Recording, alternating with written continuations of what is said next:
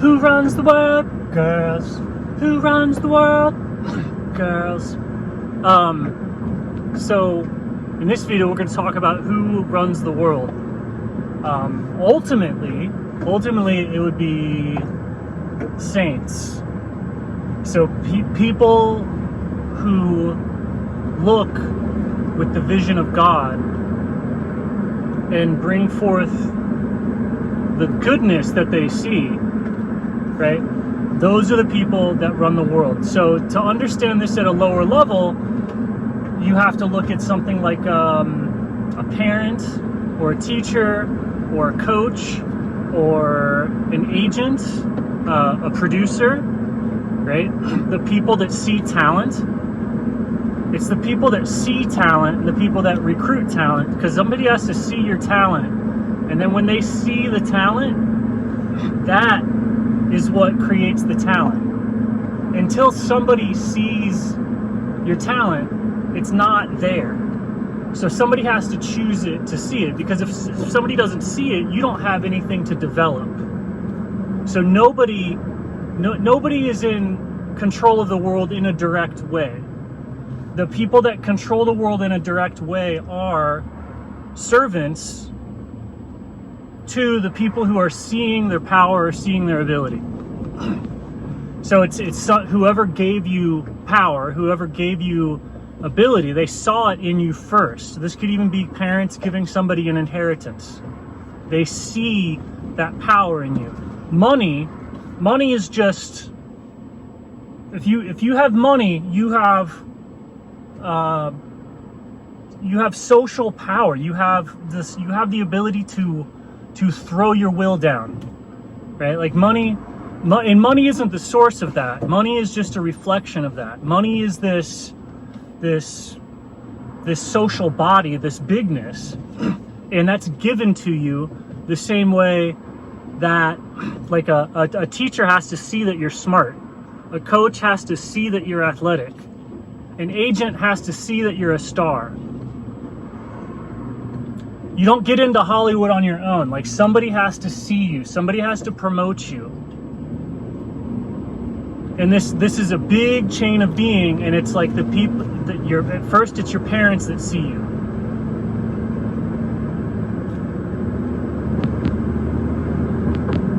Right? So if there's any goodness in the world, if there's a holy person, if there's a devout person, the only reason that they are that way is because somebody else saw them. Somebody else saw that in them and brought it out. Somebody else saw it in them.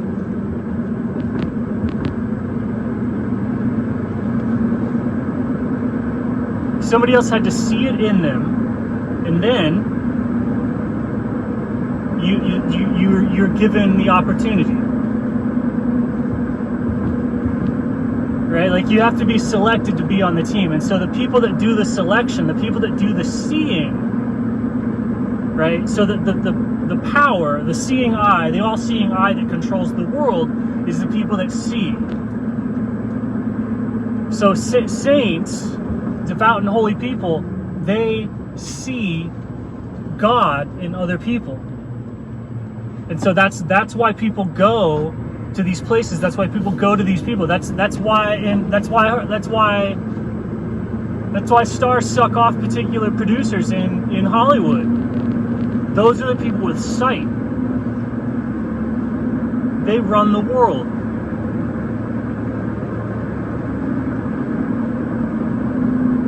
And so it's a class of people. Like, a godly person with sight is a saint.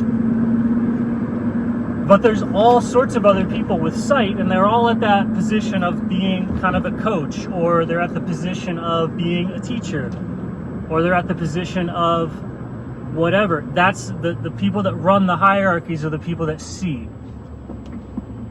And the people with power are just tools. The people with power are just implements for somebody else, something else. And so that's what all the secret societies and everything are. Or the different societies, the different teams, the different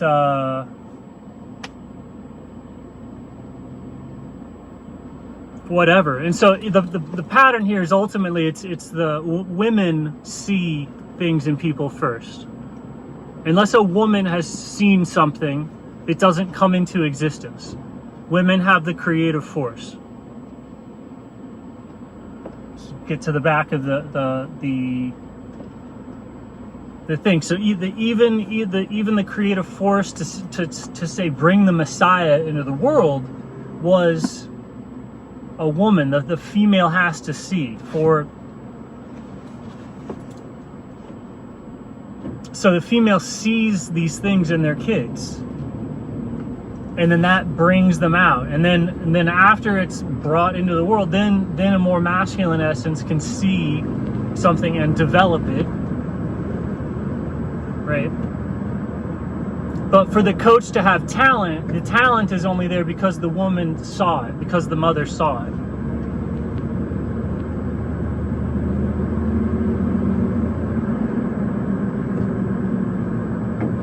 So this is true at all levels.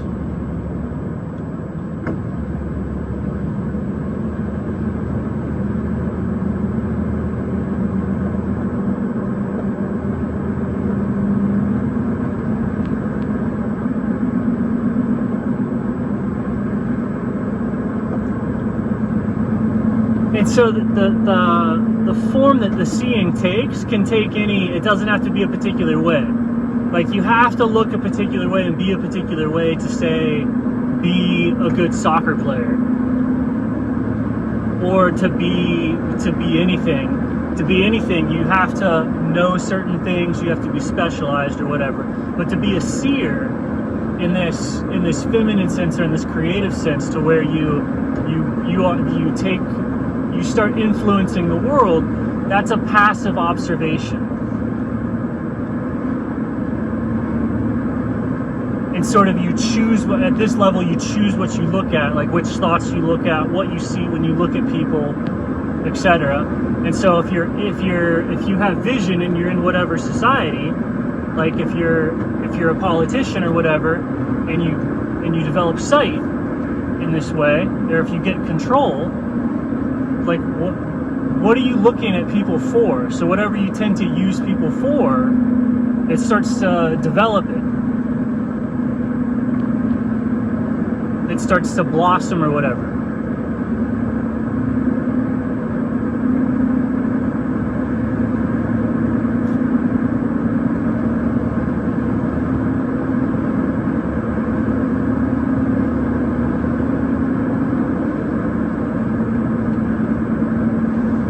But to have sight, you don't have to be any particular way. But it is a particular class of person for sure. But in terms of like how their body needs to be attuned, there's no requirement, there's no pattern, there's no whatever. So these people are scattered throughout society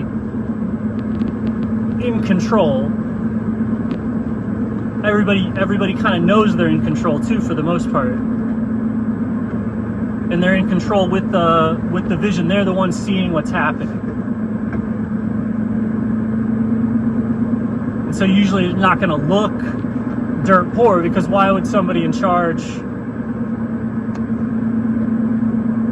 right? So they usually look like somebody in charge, but there's no level of training or piety or corruption or anything required for them to see what they see.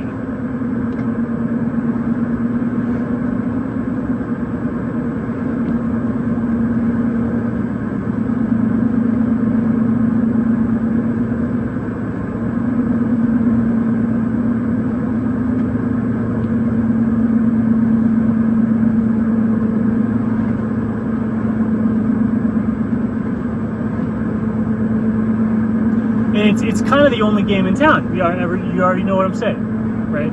But people pretend like it's different. Like people pretend like the active masculine component is in charge and not a tool, right? Power is a tool. People seem to think people think power is doing something. People think that powerful people are the ones that are deciding how their power is used or what their power focuses on.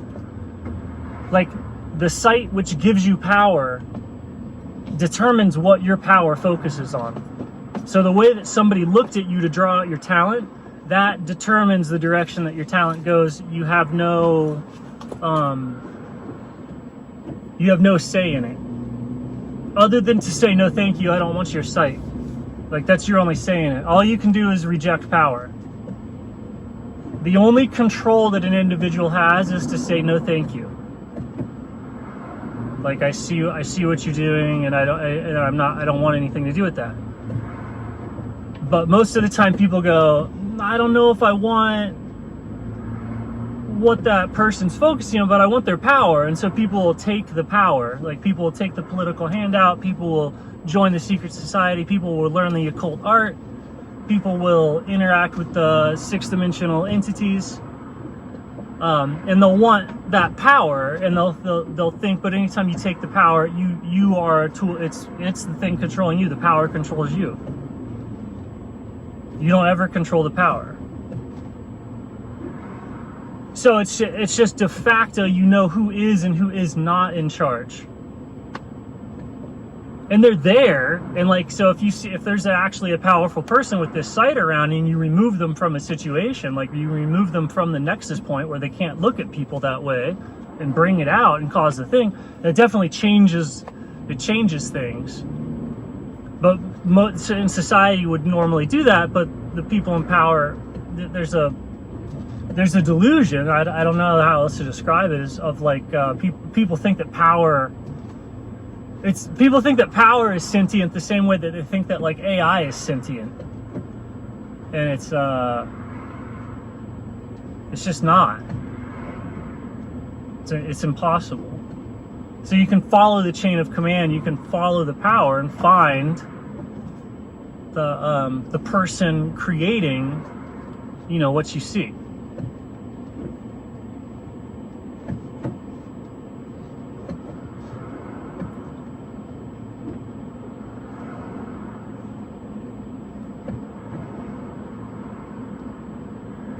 And it's a big chain of flowing perception, right? It's the eye of God going out and swirling around, and it's like you can swim anywhere sort of, but there is a pattern. There is a pattern to how it's moving. In orientation, you could draw it, but like it's not like there's no divisions in the water, there's no divisions in the energy. So the pattern's obviously there, but it's not like provable in the sense that like, oh, I can cut it out and remove it and look at it.